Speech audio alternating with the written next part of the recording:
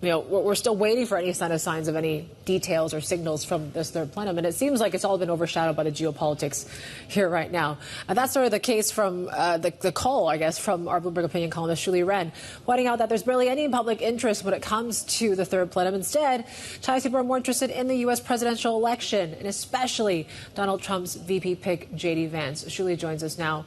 Why do you think people are more interested in this U.S. election than maybe what could come out domestically? Well, I mean, it is a lot of drama, right? Like people get to follow it in real time, like all the twists and turns. Like everybody likes House of Cards, right? But more importantly, like the U.S. election and the political process is wide open. Everybody gets to say something in the public discourse, and we hear a lot about the conversations on the pressing socioeconomic issues in the U.S. Whereas in China, the third plenum, we all know it's a secret meeting. We don't know what they're talking about. It's private. A few days ago, Xinhua had a news agency had a short statement out saying, "Oh, the meeting has started." And later, sometime in the evening, we'll see another statement that can read very, very cryptic, right? And then we don't really know the tone of the top policymakers until a few weeks from now. And business people will try to go to Beijing and say, what do you really mean exactly? Yeah. And also, China's economic downturn has been going on for quite a few years, right? Like last year, people were still talking about the property market. What are your possible solutions? How can we pull the property market out of the bottom? And now no one talks about it. People just say, oh, it's a long COVID. It's a cycle. You just have to wait for the cycle to bottom out. There's just so much disengagement. Like even academics and policy advisors, they don't have very much to say if you look around the Chinese media. Yeah, I guess in some ways underscores the animal spirits have taken a backseat, certainly for now.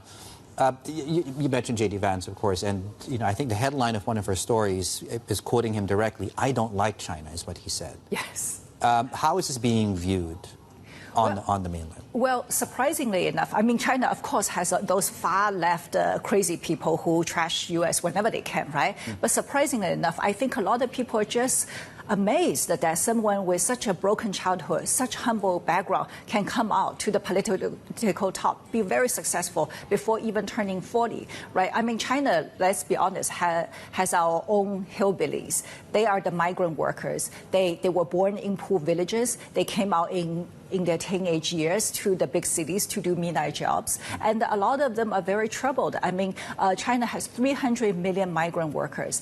President Xi Jinping's high-end manufacturing push is actually leaving these people behind. Like, they are not very well educated.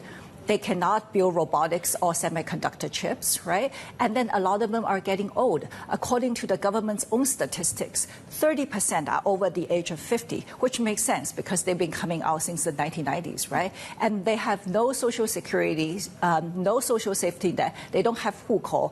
They have no savings because all the money was sent back to the villages. And what are they going to do when it's time for them to retire, right? And then, like, a lot of them used to be construction workers, and there's no construction in China now.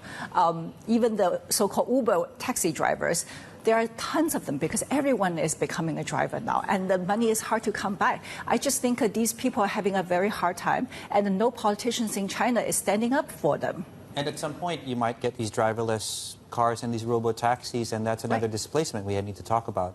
Right. Like before we talk about how AI can take away white-collar jobs, we should talk about how high-end manufacturing and the new productive forces are taking away the blue-collar jobs. And China has a lot of unskilled workers. Yeah.